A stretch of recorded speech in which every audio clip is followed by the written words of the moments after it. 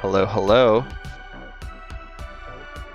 We are broadcasting live on twitch.tv/SFPC NYC. Hee hee hee. Alright, let me shrink down this giant text.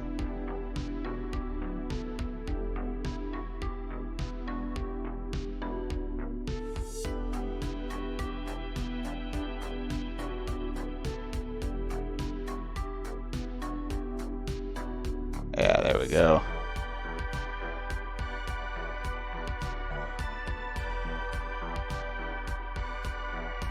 If you are here viewing on Twitch, why don't you drop a message in the chat so I know you're here.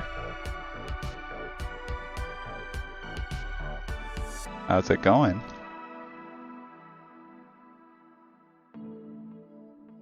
Yo. What's up, Father Dad August?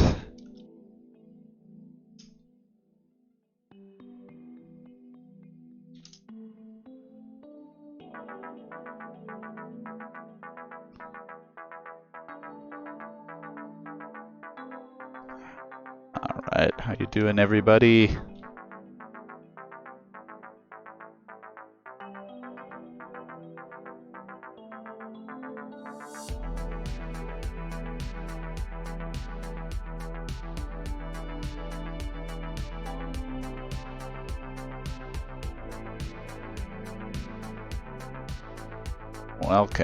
Welcome to meet the participants.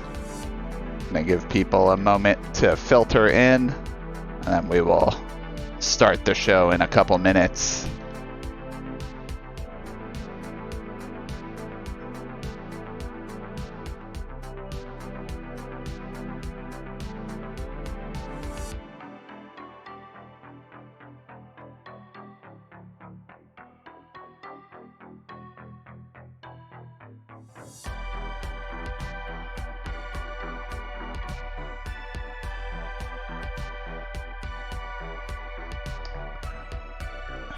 Hello.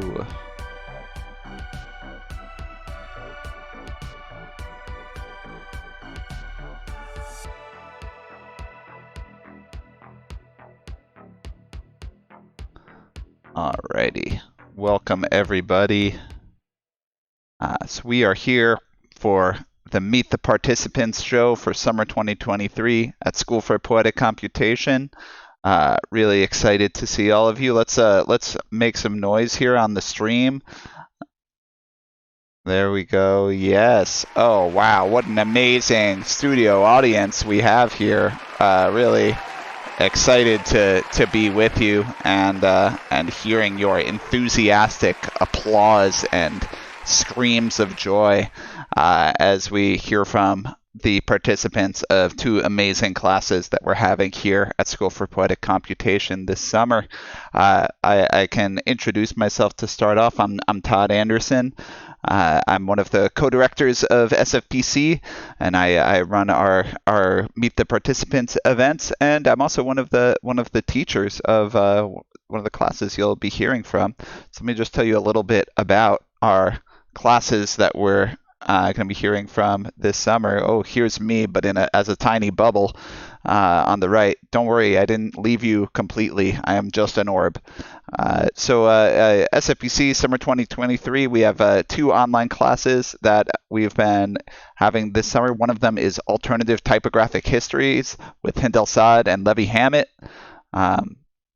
Some really amazing designs and work coming out of this class, which is really examining a lot of the different influences and histories of typography outside of like the traditional Western design canon.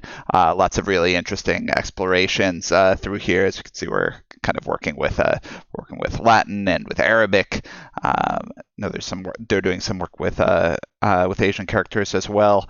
Some really cool work. That's a 10-week class that's running throughout the summer from June to August.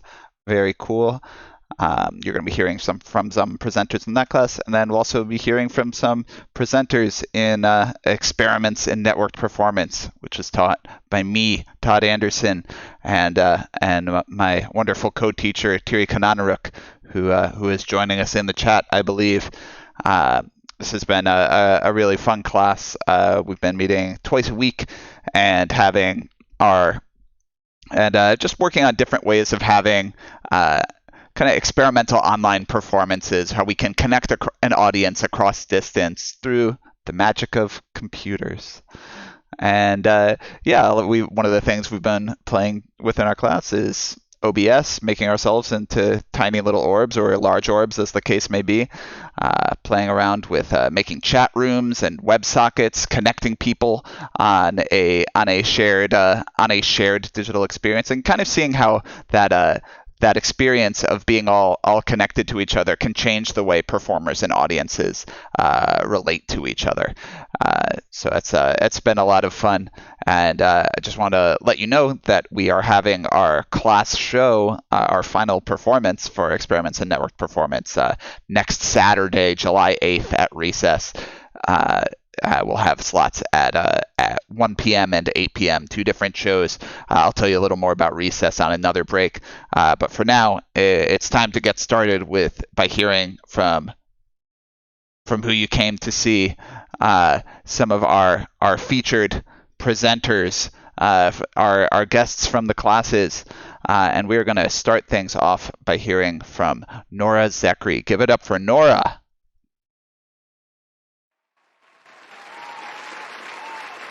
Hello.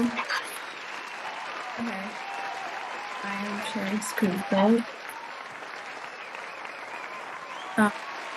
Are you guys able to see this? Oh, I can't see it yet. I think it's because I was beaming the applause to you. Okay. That was preventing me. Okay. Here, try sharing screen again.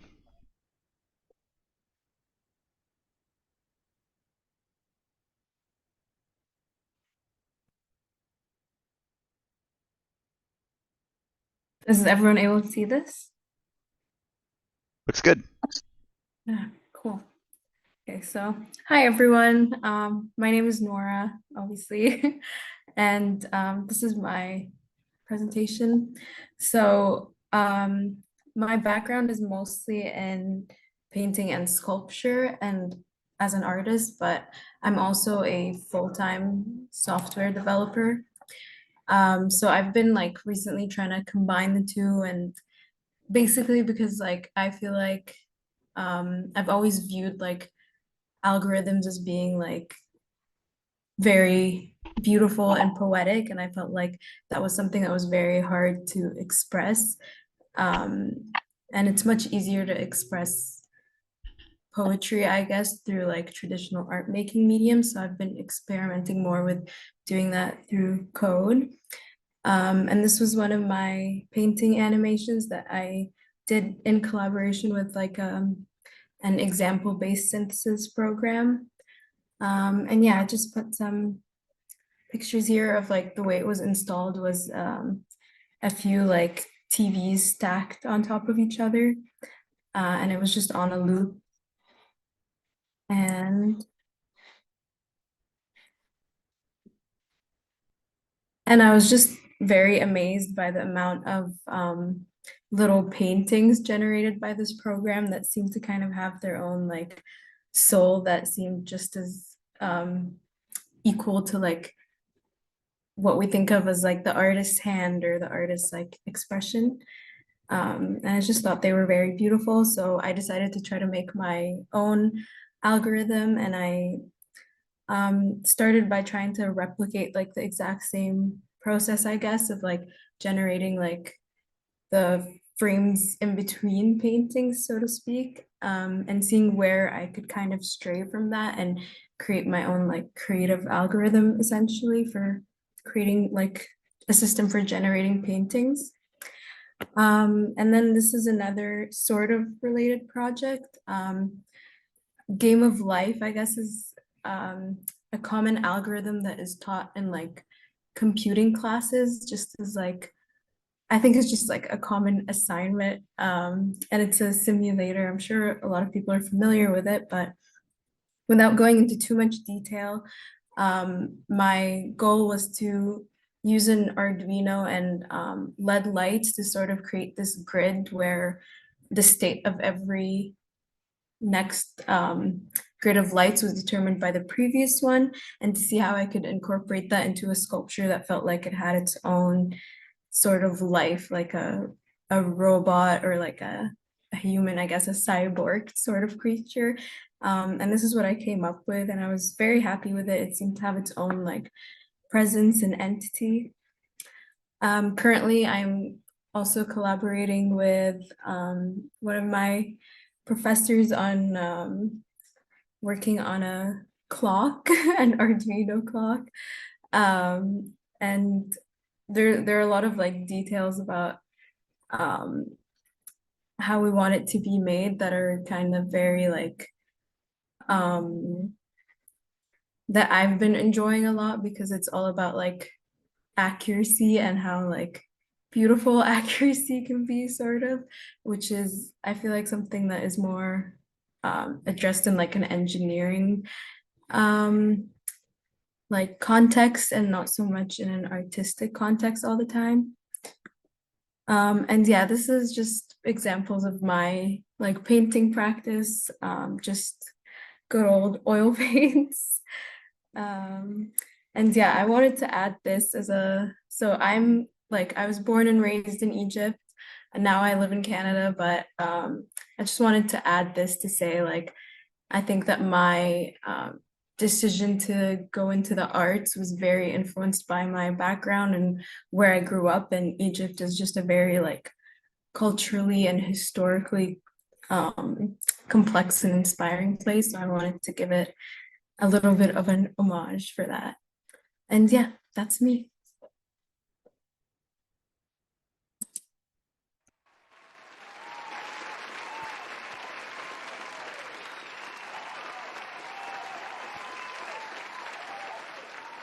I don't think I can hear you. I'm back. Here I am. I have a new headset. I forget where the mute button is. What I was saying to my apartment and not to any of you was, let's give it up for Noura. That was great. Fire off those clap emojis in the chat. Dan Murakana and Father Dad August way ahead of me. Thanks so much for starting us off, Noura. Let's keep going. We have another presenter from the this time from the Alternative Typographic Histories class. Please give a warm welcome to Eileen Ahn. Hi. Okay, I'm gonna share my screen.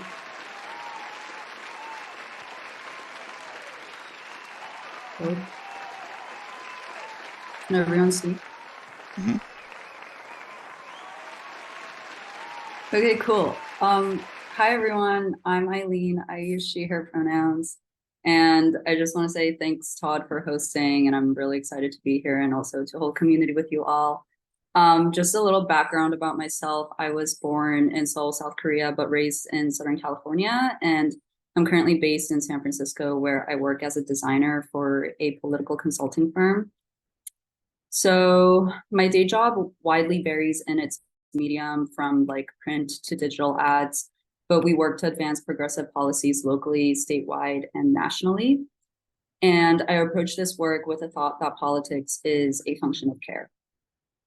But before this title as like a political designer, I feel that I have lived many different lives and have gone through different practices that kind of are like ever evolving. And in a lot of ways, my past lives have all folded within themselves to inform my current thinking and creative approach. So in particular, I studied neuroscience and art in undergrad. And I've always been fascinated by merging science and art. And for my thesis project, I made an art installation using Arduino to explain how we can use an interactive design curriculum to optimize the limited working memory capacity in learning. But outside of neuroscience, I have many, many hobbies, including collaging and writing, essays, textile work, I like dabbling in generative art and creative code, but spend a good chunk of time like literally making posters and flyers for miscellaneous events or concepts in my life. But during this time, I want to go into 2 ongoing projects and also share what I've been thinking about in my alternative typography histories class. So my first project looks at space-time and being of my past, present, and future selves. So I'm building a website that will be gamified so users can explore different spaces that I have resided in, usually kind of in the form of my bedrooms, in the form of ASCII art to find items of projects or mementos that I have built. And then users will be also able to jump to other spaces through a portal. And then my second project is actually a research concept I've been building for quite some time now. And it focuses on this idea of creative subversion. I think this is like such a big umbrella term, and I've been trying to define and conceptualize creative subversion in a more tangible practice for a while now. And I believe it can manifest physically and digitally. So while they work in parallel to each other, I'm specifically interested in the digital realm and how we can use creative subversion to deconstruct digital gentrification, which is a term coined by Jessa Wengel to explain not only the displacement of early internet and creative web, but also our homogenous web that prioritizes capital and profit over people. Currently, I have defined like 2 main approaches of subversion in this manner. And the first being creating like alternative digital spaces for marginalized groups and the users in question. And the second being like an alternative engagement or direct disruption of platform physics. And I think this one is like ever so expansive, and there's so much to explore as it leads into like so many other disciplines, including like, yeah, digital activism, cyberfeminism, and so many other things. So if you are more familiar with this, please hit me up and we can chat, because this is like, I think the surface of like everything I'm thinking about. And then last but not least, I want to talk a little bit about the class I'm currently taking with SFPC. So in my alternative typographies histories class, I've been thinking about text and textiles. So I think it's just cool that textiles is like an art form that has been around for a really, really long time. And I'm interested to see how computers have helped the evolution of this craft, specifically like in pattern making and textile typefaces. So I personally use this website that uses like a grid system to mimic pixel art. And it's interesting to think about like the possibility of typefaces within the boundaries of this medium, and how this process is very nonlinear, and that we're able to translate like a very archaic practice on a machine and then to also make it by hand. And then I have some work by Lisa Auerbach because she's really cool. Yeah, that's pretty much it. But I do want to give some shout outs during this time. So definitely want to thank Todd for hosting, but also my teachers, Hind and Levi, SFPC. And I also wanted to shout out my friend Ahmed, who's heavily involved in the thinking and tinkering of both of my projects, and my manager Candace for making it possible for me to take this class. So yeah, that's pretty much it. Thanks so much for listening. Bye.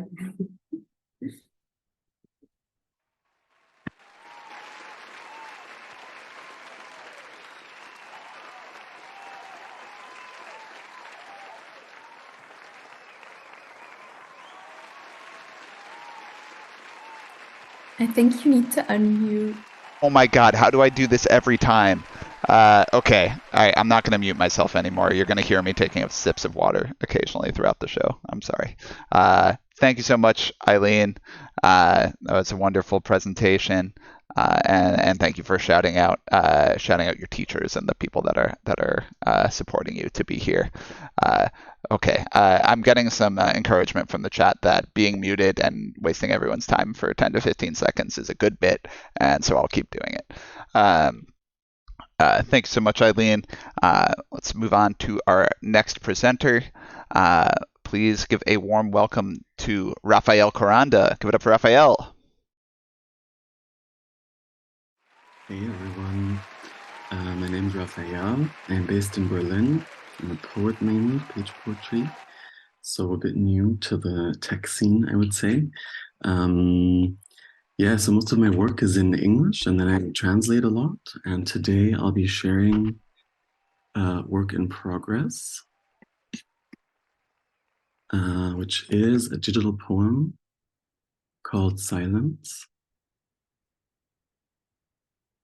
So it's a poem that scrolls and it thinks through the silence on many different levels, so political and personal silences, and touches on themes like queer erasure.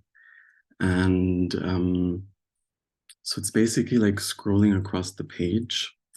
And there's kind of like a rhythm that's created through font size and spacing. As we move forward, you will see this. There's also little animation, so it's quite like stripped back, I'd say. Because it really tries to think of the silence on the page or like the empty space of the page.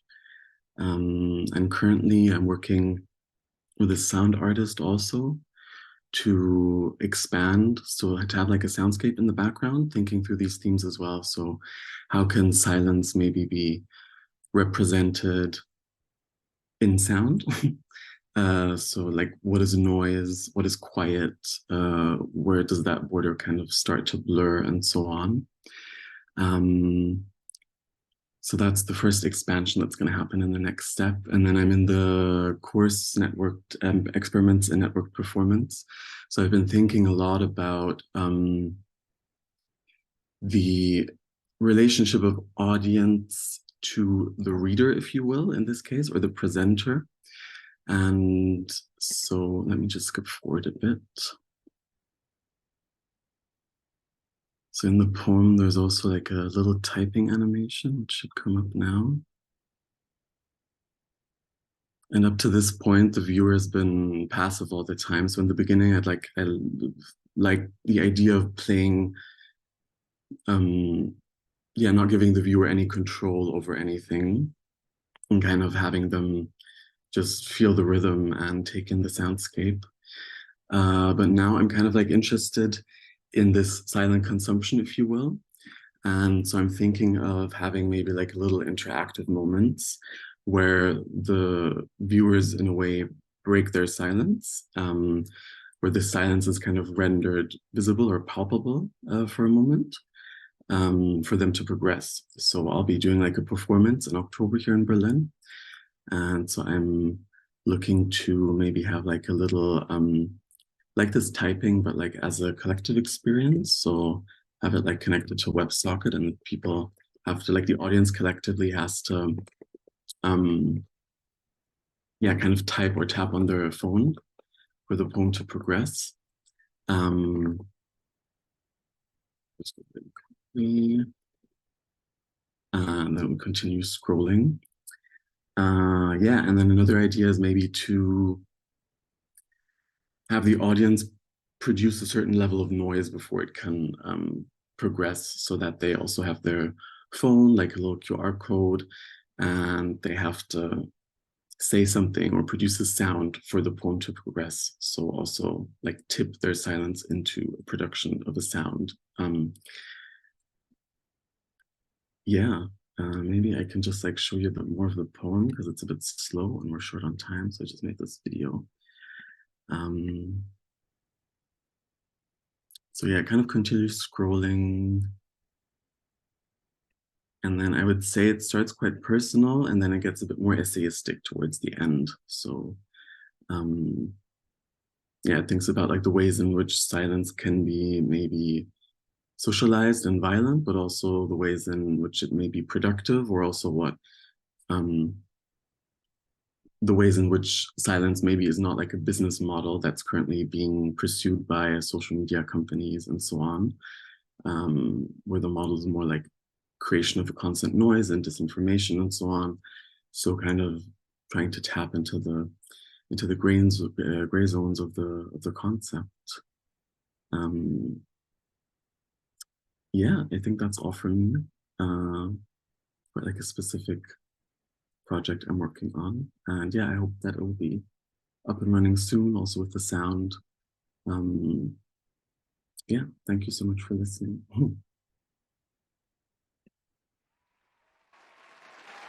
Thank you so much for sharing that piece, Raphael. Looks very cool. Yeah, I love all of the things you're doing with white space in there. It's really nice. Okay, yeah, I'm not still muted. The bit is dead. Long live the bit. But yeah, thank you for sharing that. I'm looking forward to see how that how the audience involvement part takes shape. Up next, we are going to be hearing from Dan Zhu. Give it up for Dan. Hello. Can you hear me? Yes, can hear you. Okay. Hi, everyone. Yeah, I just want to say that I'm not living a basement. Well, I'm living the Netherlands, so it's almost 1 o'clock in the morning now. Yeah, and today I didn't prepare any presentation. I thought I would just share my desktop and talk about what I do and show some stuff. I also think it would be nice if you have any questions or you want to see anything, just tell me in the chat and we'll see. Wow, it's more chaotic than I thought. Yep. So yeah, I'm currently doing a PhD right now. So most of the time these days I'm busy on writing about interactive art and with a focus on co-located interaction. So when there are more than one audience members involved in the interaction and how the artwork can also mediate the interaction between the audience members. And one of the main questions I'm trying to explore here is also a way, how can we talk about interaction in a way that is relational, that talk about the actions of both the human and the machine and how they relate to each other. Yeah, well, this is still work in progress, and yeah, you can see some comments also here. And yeah, so this is basically what I do in a day. A lot of thinking, forming discourses, writing, and I'm really happy to be taking the course in networked performance, to be able to code something, make some stuff. Yeah, and well, other than that, I wanted to get into live coding before. I tried the tidal cycles and some Hydra, but I didn't get very far from there. But I got very obsessed with no input mixing, if anybody knows what that is. So it's basically, let me see. If oh my god, why not? Sharing desktop is risky and fun, and I may regret it. So it's basically a root output of a mixer back to the input, and then you can create a feedback loop. And then you can create, then you can start manipulating the sound and influence it in a way that is very organic and very different from, for instance, playing an instrument.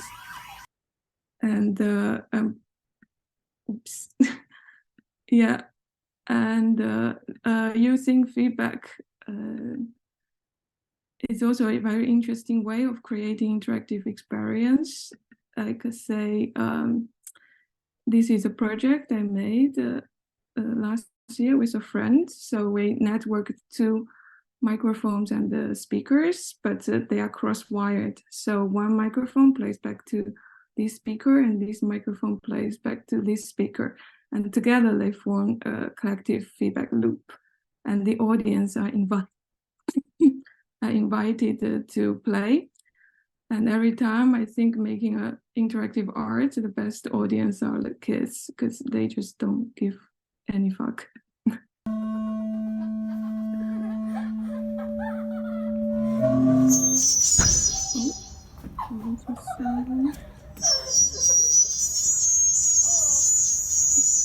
Oops.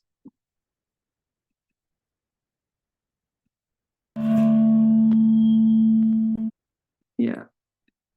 Wow. Unfortunately, I think the audio stopped working from here. Well, yeah, and I think it's around my time. Oh, sorry. Yeah. And yeah, well, that's my experiments on network performance, and I think it can be better. That was great, Dan. I feel like it really came through, the teenagers destroying the sound. And I loved hearing that that no input mixing. I wasn't really familiar with that before. But you're muted again. Wait, am I muted? Can you hear me on the stream?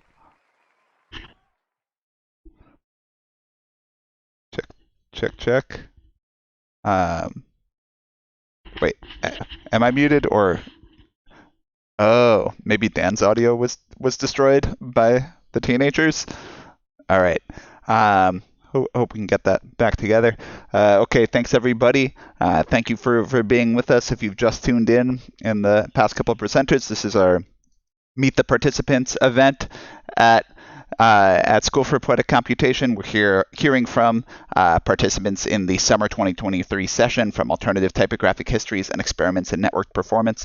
Up next, we are going to be hearing from Charles to Agustin. Give it up for Charles.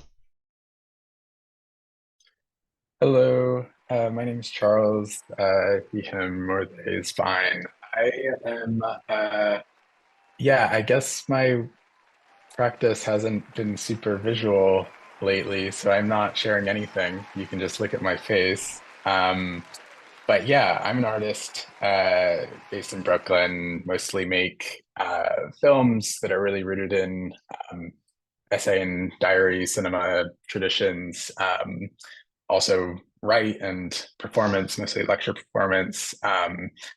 And yeah, I've been really focused on issues of elite capture, institutional critique, complicity in the arts. And my most recent project is a video and discussion called Mission Drift. And it tries to take a critical approach to what feels like kind of seductive qualities of arts philanthropy. And it's also rooted in the kind of sparse history of US federal arts funding. And if you're in New York, there's a couple screenings of it coming up this Saturday and later in July, if you're interested in that kind of stuff.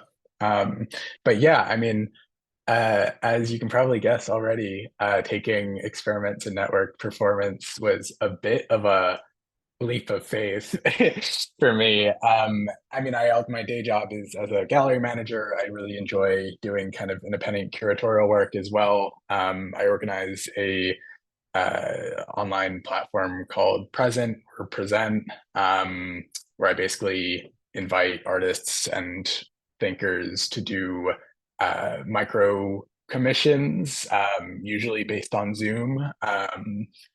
And yeah, being really interested in the limitations of Zoom and platforms like it, but pretty quickly realized that you can only experiment so much with Zoom or similar platforms without kind of integrating other platforms or knowing code, backend, whatever. Yeah. And so wanting to expand in that direction was kind of my inspiration for heading in here, even though, I had no real experience except for some performance work. And so far, what's been really exciting to me is all the work with chat rooms, speech recognition. Also, I mean, I'd done a little bit of work with OBS before, but have enjoyed getting more familiar with that in relation to Zoom. Final project for the class is, I mean, considering a few different ideas, but I've been speaking with a group of people in the class who are vaguely considering what the game Twister, like your bodies on the colorful dots, what Twister would be without bodies, or a disembodied Twister. Not really sure what that means yet. Yeah, through networked performance. And then, yeah, I guess going forward, I'm just excited to, get more comfortable with the essentials of CSS and JavaScript, as well as OBS, for this kind of online platform that I organize. And yeah, just has been great being opened up to like entire new histories and yeah, friends and networks through this class that have made me rethink what, well, yeah, I guess performance and just being online mean in general. So shout out to Todd and Thierry. And that's all I have to say. Charles, will you let us know the name of your movie one more time? Oh yeah, it's called Mission Drift. Mission Drift. And it's screening at the Filmmakers Co-op this Saturday and Maisels Cinema on the 20th. If you're in New York, it'll be a lively discussion. Cool. Thanks so much for sharing. Let's give it up for Charles. And let's keep that applause going. Up next, we have another presenter from the Alternative Typographic Histories class. Let's welcome Jiwoo Kim. Hello, can you hear me? Yes, I can hear you. I'll share my screen.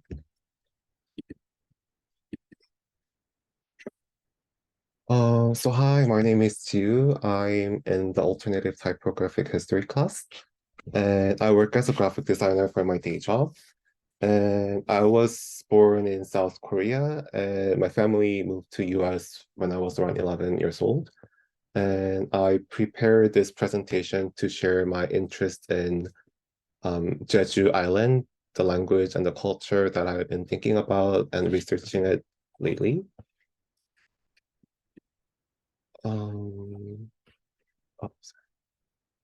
So Jeju-do or Jeju Island is the South Korea's largest island, and Jeju Island was created from volcanic eruptions. It's situated in south of the Korean peninsula, and the picture that you're seeing in the screen is Yongduam. It's a landmark located in Jeju Island and known for resembling the head of the dragon. And it holds the cultural significance for the people of Jeju as a symbol for the island's mythical heritage. It also holds memories for my dad because he and his family lived near Yongduam. And historically, Jeju language or Jejuo does not have a writing system. So it's written in Hangul, which is the writing system developed in the 15th century by King Sejong. And due to the influence of the standard Korean education, Jeju language is gradually becoming less prevalent among younger generations. My grandmother speaks Jejuo, so I remember capturing some nuances, but not fully understanding everything.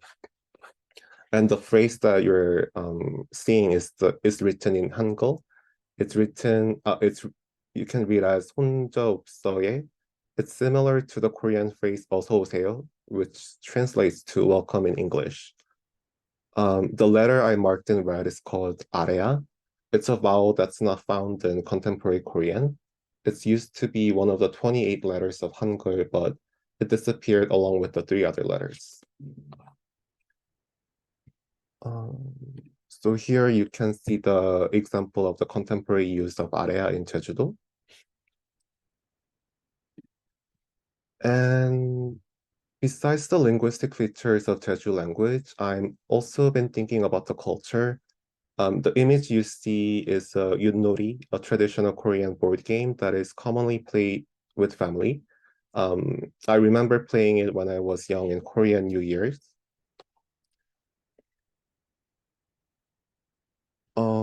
And in this image, the left one is Yunori that I'm more familiar with. And the right one, actually I learned this recently, but this is the different version of Yunori in Jeju-do called Nokdungbegi.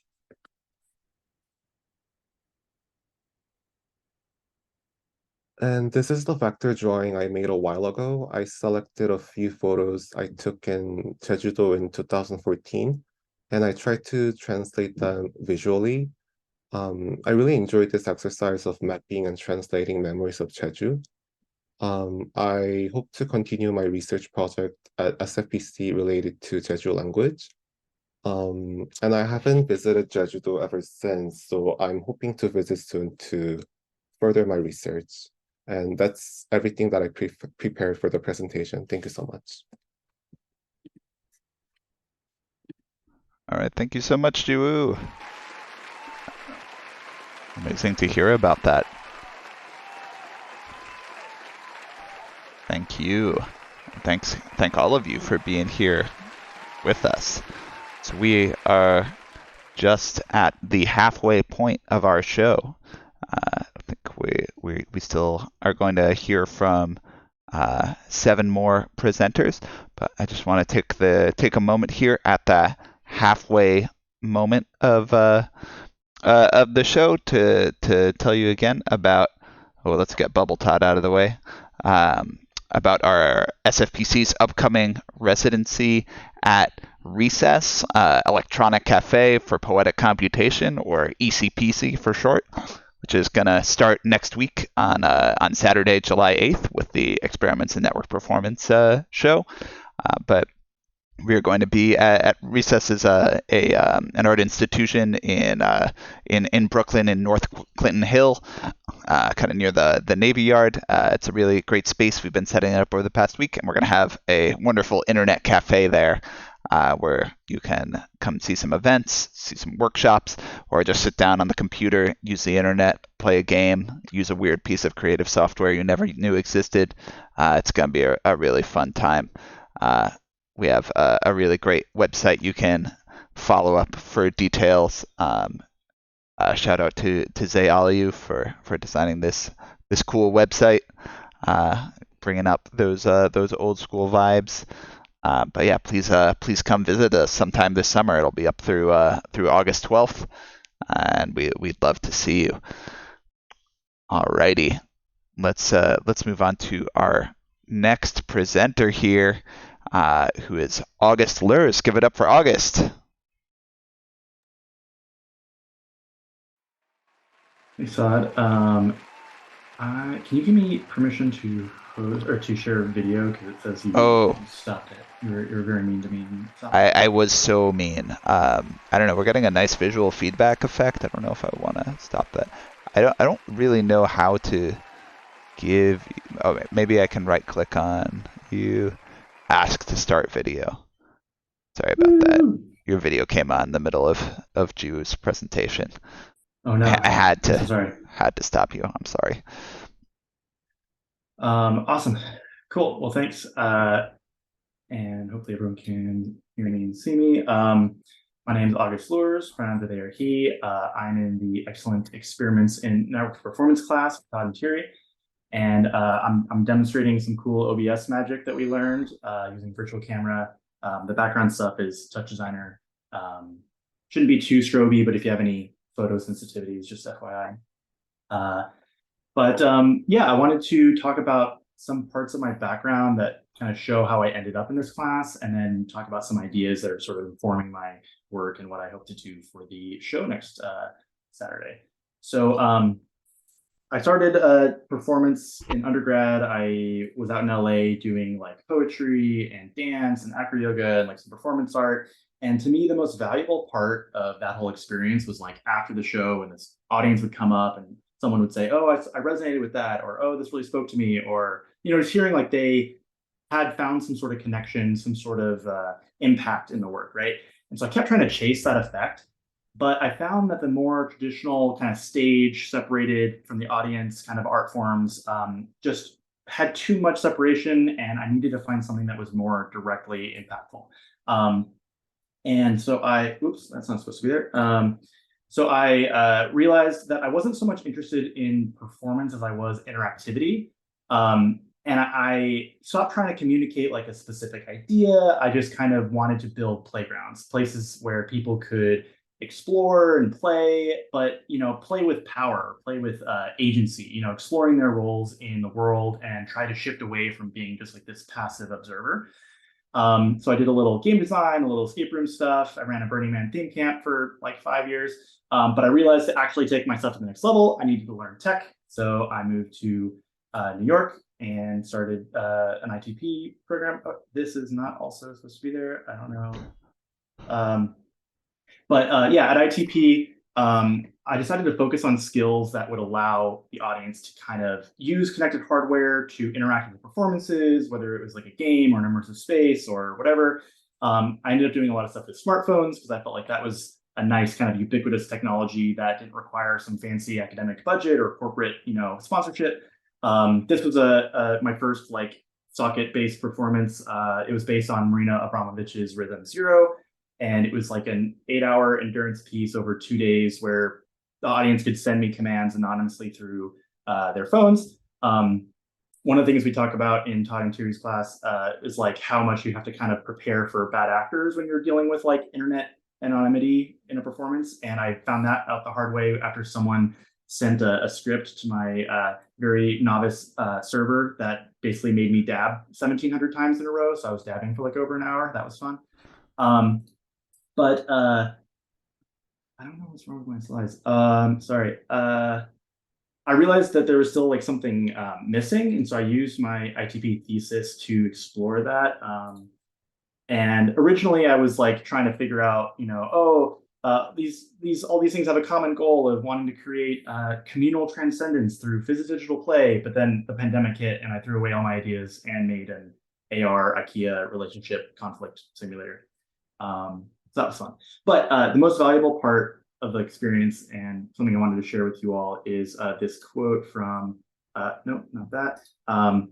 This quote from feminist scholar Silvia Federici from the book Joyful Militancy. That's sort of like the foundation of my whole life now, which is just that like joy the way we think of joy, it's not like a complacent happiness. It's an active sharing of power, and it's a power that comes from community and comes from people coming together to overcome something together. And it's that like solidarity that you find that creates the feeling of power arising within you and the people around you. So I feel like that's very poignant, and one of the reasons I love SFPC so much, because I feel like this is a space where we come together joyously and create joyous art. I now teach at Tish's Collaborative Arts program along with Thierry, and I do student performances, and I taught my dream class, Experiments in Collective Joy, this past spring. So I just love, any of these spaces where people are coming together to create art, and I feel like it's radical to come together and just play and get to explore things that you don't get to explore other places. So I know I'm running out of time, so I'll just end it there. I don't know what I'm doing for the final yet. There's a lot of ideas that I'm excited about, but yeah, I just want to thank Todd and Thierry and all these amazing performers or presenters, and thanks everyone. Thanks so much, August. Really amazing to see all that work. And yeah, I just realized I had played your IKEA relationship assembly game several years ago. I didn't realize that was you. I didn't put those together. That's a really cool project. Thank you so much. Okay, coming up next, we are going to hear from Tansy Xiao. Give it up for Tansy. All right, guess I'm gonna share screen. 1 second.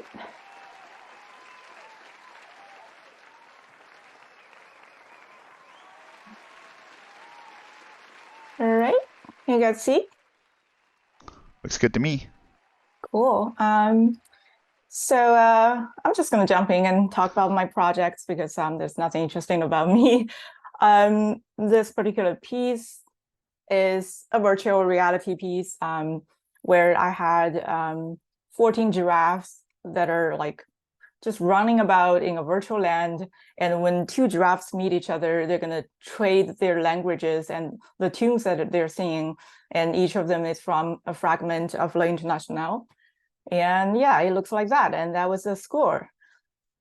And this piece is about like how we can deconstruct power structure and how like language can be manipulated to like affect generations of people and the way that they are thinking.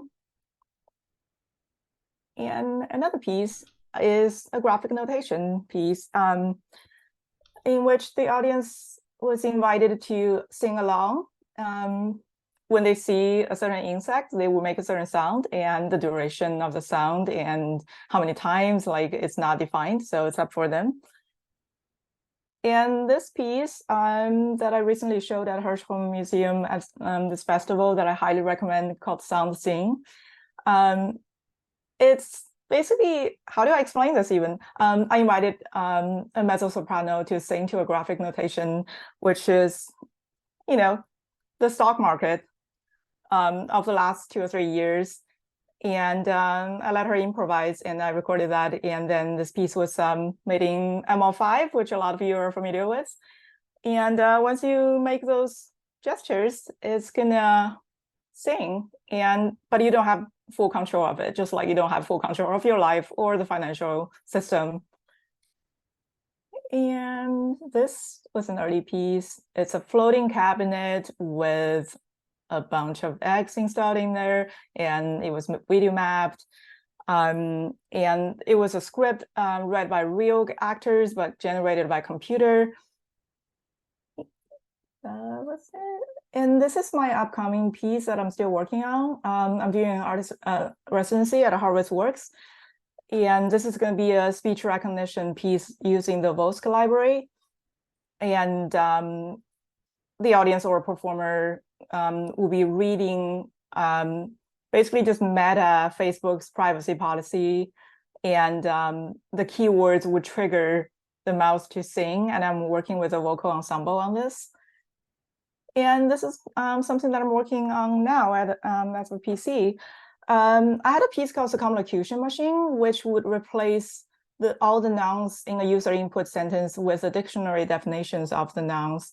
And because I'm in the network performance class, I'm using the Socket.io system to make this into a circumlocution chat room. So if you're interested, hit me up and we can test a little. I'm still working on it.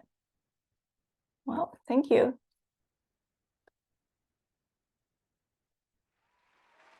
So much, Tansy. Really, really beautiful work. Love the creepy mouths and all the artful cable decoration. Looks great. Up next, I just want to double check that they are here. Yes. Up next, let's give a warm welcome to jaiyn. Hey everybody, I'm jaiyn. I'm just gonna go ahead and screen share to get my time started, and then I'll start. I'm just gonna do the full screen. Okay, can you guys see? Mm-hmm. Okay, so hi everybody. My name is jaiyn. My website is jaiyn.fun and my Instagram is I'm jaiyn, and I'm in the network and performance class. So I'm going to do a quick overview and then I'm going to screen share one of my older projects where I'm talking about my interests. So, but to get to know me, I'm 22 years old. I just graduated college in May 12th, and then I started my new job as a software engineer June 12th. So it's been a quick turnaround. I'm a software engineer and I'm queer and I really love music. I've tried to do music for so many times in my life, but it just was never, I guess, intuitively aligned. But I had like a breakthrough in December, to tell the story. But I was able to create more music, and then I sort of found out how to eliminate my consistency with my career and what I want to do with software engineering and bridge that gap between my music and my coding and electronics and science. But I'm really into live performing, and I am going to share a old video while I talk about my interests. So this is a video that I edited with the Hydro webcam and P5 Live. It's to one of my songs. It's audio is muted for now, so while I talk. And so long story short is I am very interested in, like I said, Hydra, the webcam, and for SFPC specifically, I really want to work with recreating a live performance from scratch and working with visual manipulation, with creating an immersive experience.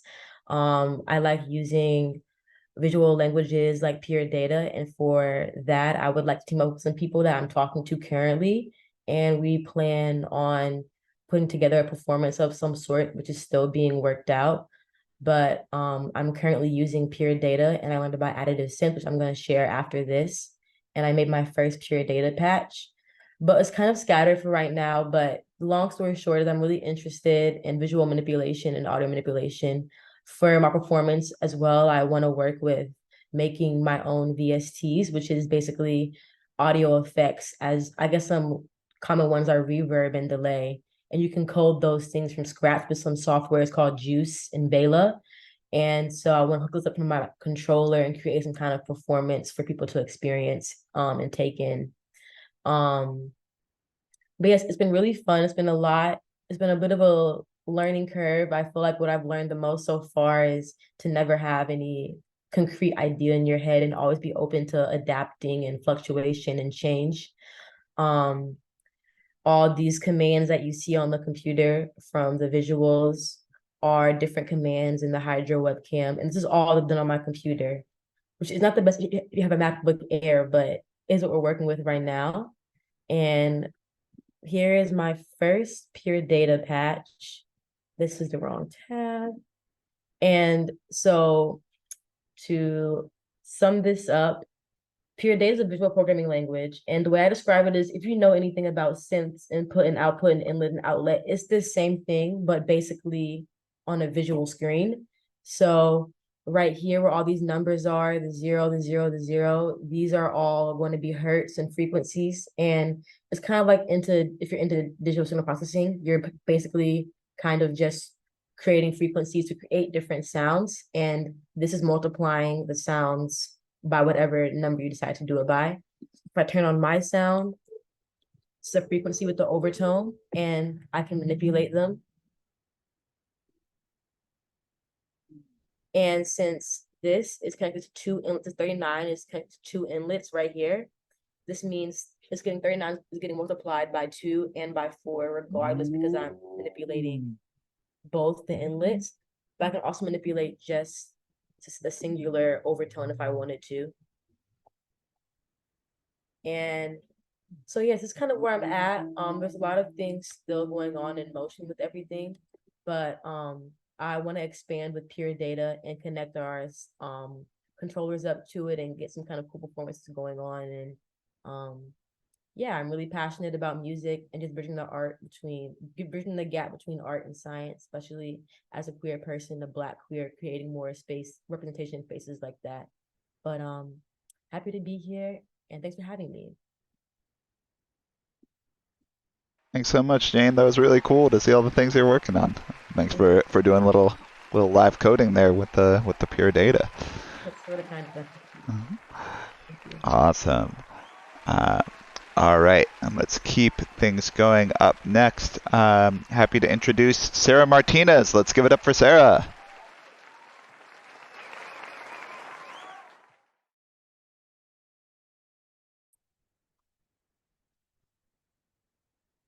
Hello. Can you see? I can see you. I think you have your Zoom like concealer background thing on.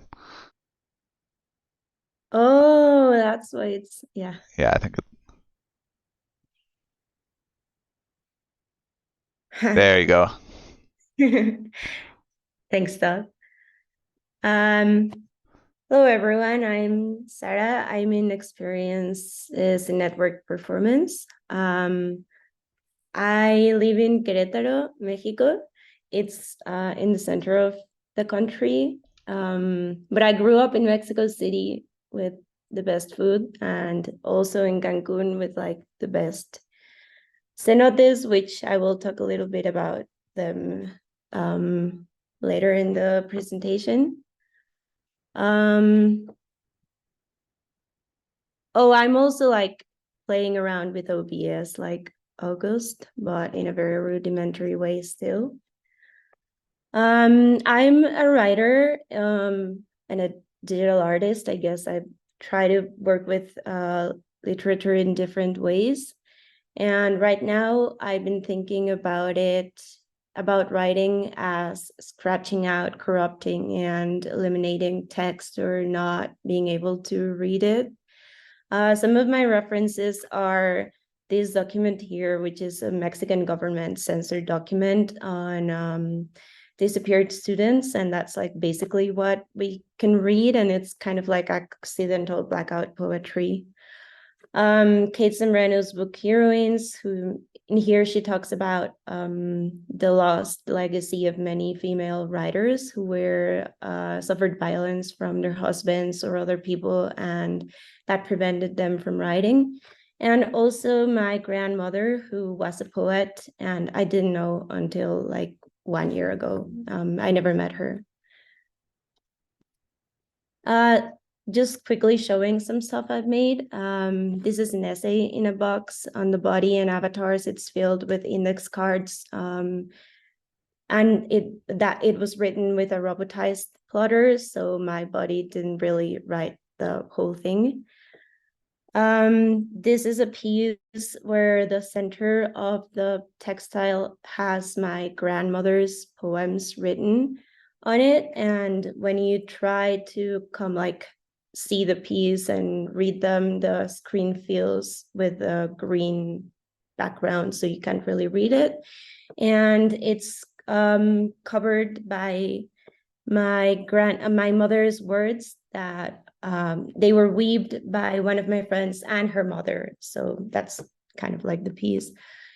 And also corrupting and glitching poems, which I started making also with in an SFPC class, recreating the past. And some more things that I've been thinking about lately is exploring what it meant to me growing up in Cancun, because it's a very strange place to grow up in. It kind of feels like The Sims sometimes. It doesn't feel like Mexico.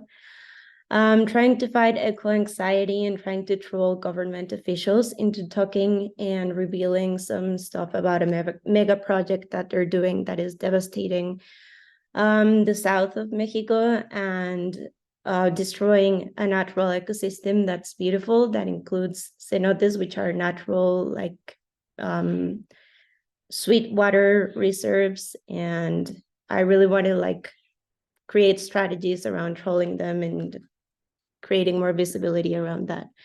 And also, lastly, I want to talk about a collective that I formed in SFPC with fellow community members, Shen Wu, Kate York, and Yadira Sanchez. We are having our first collaboration in Oaxaca next year. We're going to do work on technology and textiles. So I'll keep updating about that on our Discord. And that's it. I've lost the Zoom.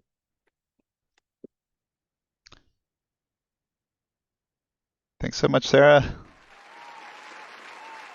And yes, send us details.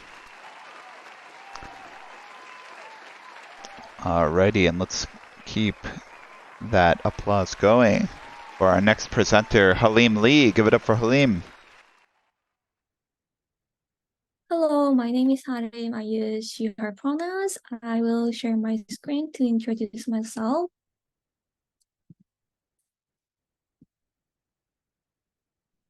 Can you see my screen? Yep, looks good. I am a graphic designer and UX designer from Seoul, South Korea, and I recently graduated from a grad school in Providence. I love print media, but also I love a lot of digital gadgets and any tools that I can hack and tweak. And I love mixing everything that I like to create my own narratives. For example, this is a motion poster called Anon Anon, which shows office workers' never-ending painful jobs. I made these letters using Google Sheet and then printed it out and made a roof. As a printer does not recognize the end of the loop, it continuously prints and the letters automatically go through the printer over and over, resonating with the pain of the office. I try to push the boundaries of graphic design by mixing different medias, and some of my work center around image making by code. This is a camera that I made, and it separates RGB color plates from the original images and then generate new dotted images. And this is a live video version of it. I developed this camera idea further by tweaking iPhone shortcuts and made a script that can generate digital portraits using iPhone camera. I asked my friends to take a selfie video to collect more portraits and made this webpage.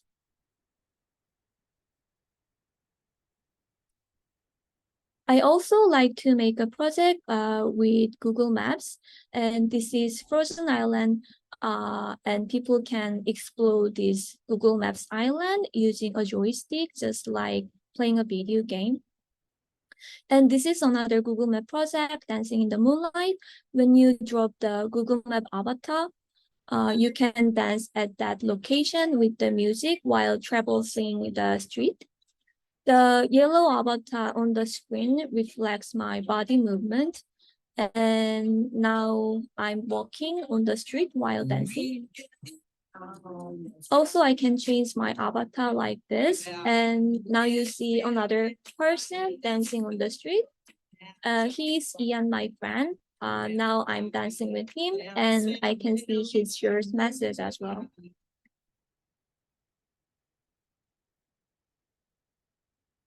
And this is another project with music called Barcode Band. When you scan the barcode graphics, you can create music.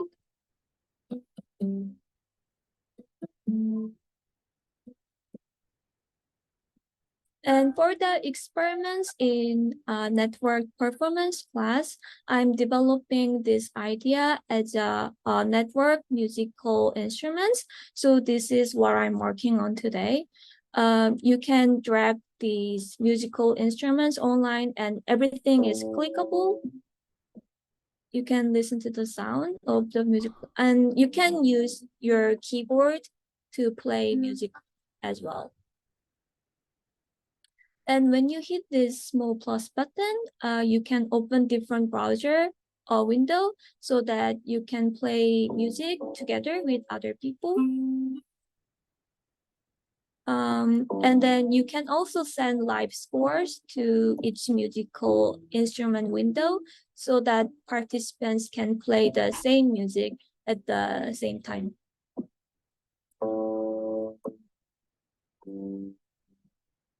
Yeah, so these were some of my previous and current work. Thank you for Thierry and Todd for teaching us a lot. I'm very happy to join this SFPC community. Thank you. Amazing work. Thank you, Halim. Love those barcode instruments. Tune in Saturday, July 8th. Maybe you can play an instrument. Thank you so much. So we have just 2 presenters left. Excited to welcome from the Alternative Typographic Histories class. Please welcome Hugo Gonzalez. Hi. Hello, everybody. I'm going to share my screen. It's just, I didn't prepare anything, so you're just going to be looking at my website. And I'm not really going to talk about my work very much. I think I'm going to talk about more about who I am and what I'm interested in and why. So my name is Hugo Gonzalez. I was born in the US, and I grew up there too. But my dad is Mexican and my mom is Colombian. And I grew up like in a working class family. My parents are both immigrants. To this day, they don't speak English. And I'll play with some of these stickers. I make stickers too. It's just some. But I am a graphic designer. I studied game design with a minor in Latin American history, and I wasn't interested in the game design industry anymore because I wanted to do like huge AAA games, and then I found out that kind of sucks to work at a huge AAA company, and I became really interested in graphic design, especially as it has to do with like so one of my biggest inspirations is Emory Douglas, who was the graphic designer for the Black Panther Party. And he has a quote that goes like, art in service of the people. And as someone who's always leaned towards art and visuals and representing like marginalized stories and narratives, which is what I originally wanted to do with game design, I saw that graphic design and art, just visuals as a whole medium, was an incredible way to communicate like the complex ideas or jargon into an accessible medium like visuals that people can understand without the need of university education or even knowing the English language. And so that's kind of one of the reasons I applied to the class to alternative typographic histories, because when I applied, I said that I wasn't really interested in typography. And just like from my experience as like firsthand, I had to like translate documents from my parents when I was a kid. And like just seeing firsthand all the barriers that language and having an education puts on people, I wasn't super interested in working with text, and I work mostly visually, like with illustrations and graphics. And I've neglected typography as part of my designer toolkit. But I think the class is allowing me to explore that a little bit more. And thanks to Eileen, actually, we talked yesterday and she helped me a lot. But I'm currently thinking about a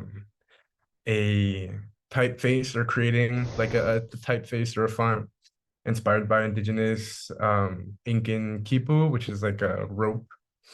It was a way of recording merchandise, like numbers and storytelling, through rope and knots. And so it's going to be a typeface sort of inspired by that loosely, but it's going to be a normal Latin typeface. And inside the letters, it's going to be like a secret code to communicate for like social movements and protests. And yeah, so I'm still fleshing that out and I don't have any visuals for that. But I think I'm only going to talk about two of my projects. One is a zine I made about a year ago. It's called Under Other Skies. I made it after I read the book On Earth We're Briefly Gorgeous by Ocean Vuong. And yeah, it's a zine for the children of immigrant parents. I didn't write any of it. It's all writings from authors and poets and writers that I love. And it's just texts that have made me feel less alone. And I think, yeah, but all the photography and all the illustration and like the editorial design, I guess, is all mine. And yeah, I think this is a good indicator. Well, I just graduated from college a year ago and I'm still figuring out like stuff, but I know what I did here feels right. And I think what I did is calling to something that I want to keep in contact with as I develop like my artistic practice. Another project I'd like to show is Design Transforms Borders. which is a project I work with. I forgot to mention. Sorry, this is really scrambled, but I am a graphic designer for the nonprofit Touching Land, and we work mostly with immigrants and refugees in New York City and on the Texas border. And we interact with immigrants and refugees very regularly, and then it's mostly rooting art and design in service for those communities specifically. This is a project we did in Sunset Park, Brooklyn, where we wanted to use clay and this other installation here to communicate stories of migration and movement, and just get the theme of borders, try to explore that more through the mediums of clay, which is very of the earth. Like, I think we do clay workshops sometimes before, and people have really opened up about like their connection to the land and their experiences crossing borders, and how there was one woman who spoke out and said that like the last time she touched land in this way was when she crossed the border on foot. And so these borders have like somatic teaching in some of them. And yeah, they really, this project is one I'm really proud of, and it's mostly directed towards recently arrived immigrant communities in Brooklyn and some that have been settled. And I guess I could show one more project that I was planning to, because it has a lot to do with what I just said. But this is currently in progress, and so I'm like shy to show this part, but we are making a system of iconography that communicates different resources for refugees and immigrants, that communicates the resources beyond the barriers of culture, education, and like written language. So it's going to be visual, but complemented by text, obviously. But we are doing testing on the border directly with people who are moving through the refugee center that we work with. And yeah, we are trying to make a visual language to get people as close to the resource they need as possible. And so yeah, I don't know how to program, but I am really interested in technology and what it can do for communities like the ones that I come from, and I'm really into imagining alternative futures for the global South and for marginalized people. And I love art, and yeah, I think that's it. I don't know, I don't think I have anything else to show. Yeah, shout out Eileen for talking to me yesterday and helping me flesh out my ideas. And I'm really happy to be a part of SFPC. Thank you. Thanks so much, Hugo, and welcome. Really amazing to hear about those projects and some really important work that you're doing, and always great to hear about some participants connecting with each other and helping each other out. So we are here almost at the end, everybody. I just have one final presenter. Let's give a nice round of applause, a nice welcome to Sara Choukah. Hi. Hi, Todd. I hope you won't mind me stealing from some of the, closing kind of remarks. Yeah, That's go for it. It's just like being in a class, experiments in network performance. I mean, there's just like moments of improv and everything. So I would like to really thank you, Todd, and thank the SFPC School for all the amazingness. This has been such a wonderful experience so far, and I'm gonna start the timer just to make sure I don't go overboard on this. And I also want to thank all the other participants, presenters who went before me. Having a glimpse of your work is just so at the same time really touching and humbling, and yeah, feels very, very good, very good vibes that I wish I could transduce through different kinds of signals. And I think that's what the thing I'm also here for is kind of about. I've had this, I viewed some of the participants' interventions last year, and one of them, I encourage you to see the Meet the Participants 2022. Being and one of the participants said, I sometimes, it's like this feeling about having the structural integrity of a marshmallow. And you know, I kind of feel like that right now. I have just like getting to those kinds of experiences to me is like this calculus, and you know, I wrote it down just so I wouldn't forget about like mentioning all of this, between like the time allotted, the awesome ideas to just like come through, and the overall awesomeness of just the whole event, but also like the partiality of what everyone gives. And I really want to thank you again, everyone, for that, because it's like such like slivers of everyone's lives and who you are. And there's so much richness and complexity in all of this. And I feel like presenting over here is just like more of an invitation to feel like less stress and anxiety and more more gratefulness and more compassion to people who put themselves out and try to reach out in this like really complicated world that we are in. So I'm going to just share a little bit of my screen to some of what I'm working on now. So I was hoping to get this kind of done already. Fully on with like p5.js. This is just like a screenshot I took from like a GitHub repo. I'm trying to like put together some code. This is like my heartbeat. So there's, you know, this like heart, like this pulse sensor that I got, and what it displays over there is my heartbeat. My actual heartbeat right now is probably much higher than that. And I was thinking of it's like displaying performance where the heartbeat could like map into different colors or sounds, or and exploring those possibilities through like Socket.io, and so on. And that kind of translates also into just like the regular sorts of like anxieties of everydayness, this feeling, this sense of the daring of enjoyment and joy, and that like as August offered, but also at the same time like the destructiveness and sheer, you know, like just like the appeal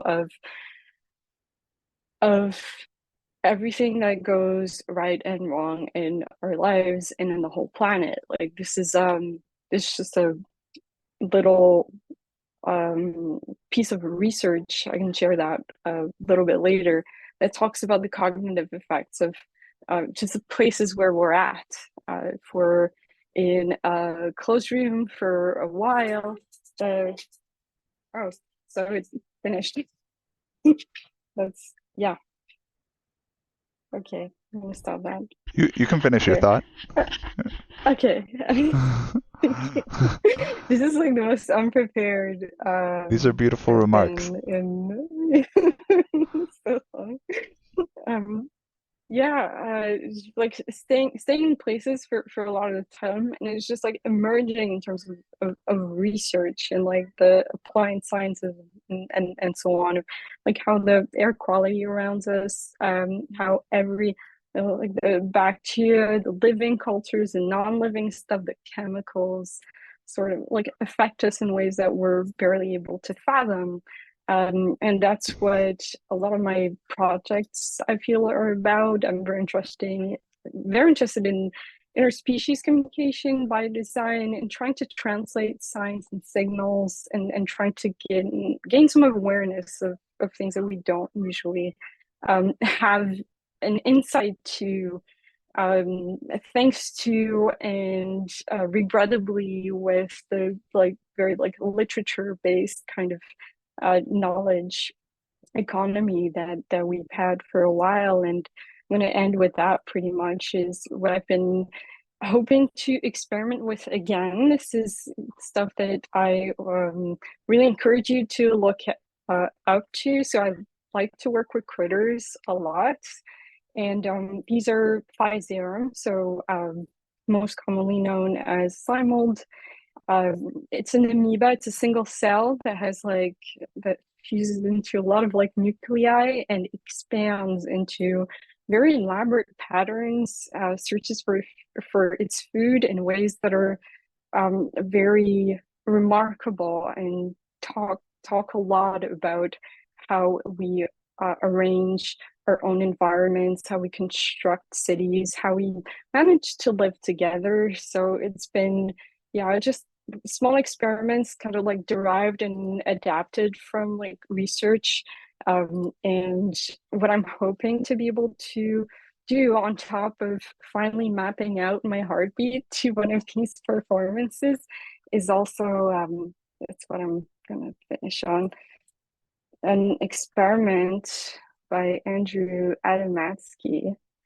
And I hope I'm sharing audio. Yeah, there. Now I'm sharing audio. So Andrew Adamatsky, I encourage you to follow him, find out about his stuff. And that is a biosonification of Physarum music. So these same critters, they pulse basically, and that's pretty much the same thing as this. Pretty much the same thing as this heart that's beating super fast right now. And the possibilities of connection with people, with our environments in ways that maybe we hadn't considered as much before. The music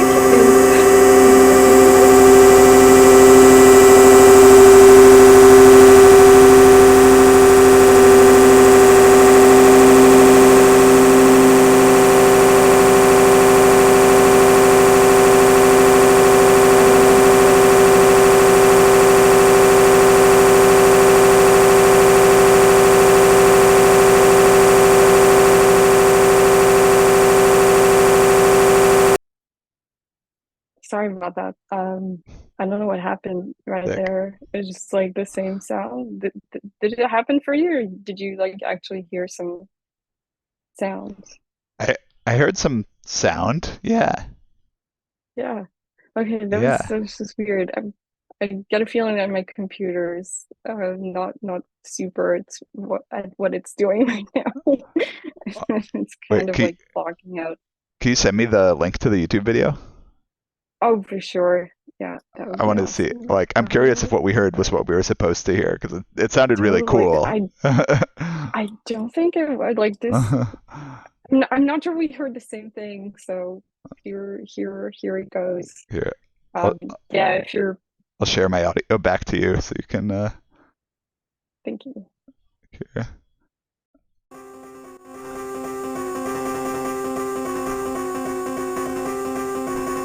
Sick.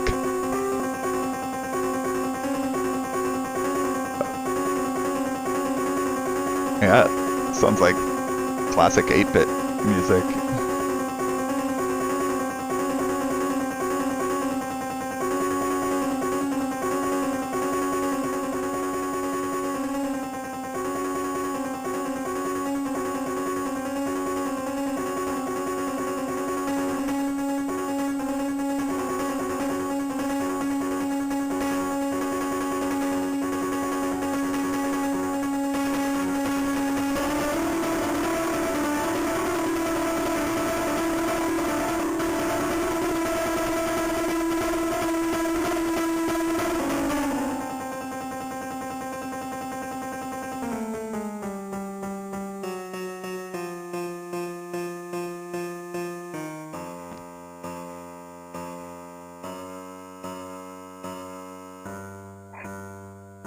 This is sick.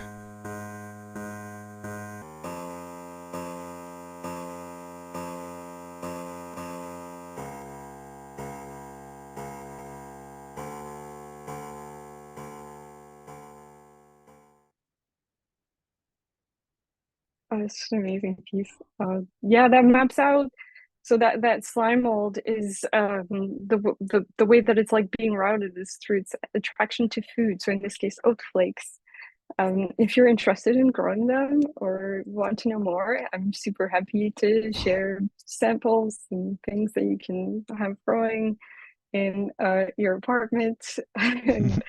And the really like sort of like heavier parts correspond to like how like happy they are, like they found their source foods like start to sound like very metal, and the remaining stuff like the dying down is when they pretty much like exhausted everything that's around them, and they're going to look for something else.